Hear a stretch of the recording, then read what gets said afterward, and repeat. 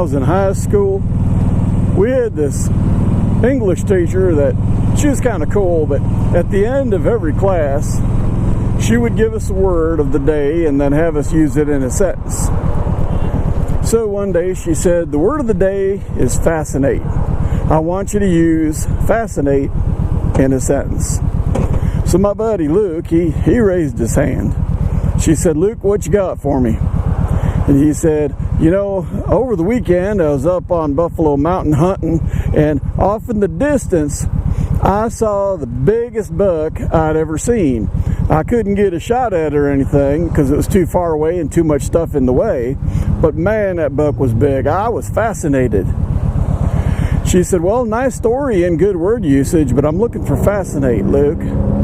So Sally raised her hand and she said, Sally, what you got for me?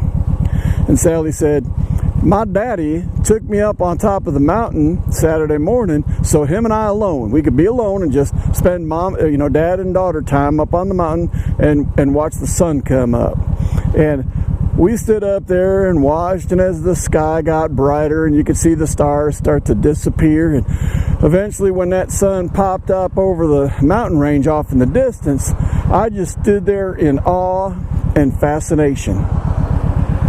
And the teacher said, well, Sally, you know, that's a good story and good word usage, but I'm looking for fascinate. So Bubba raised his hand. She's like, well, okay, Bubba, time's almost out, but what you got?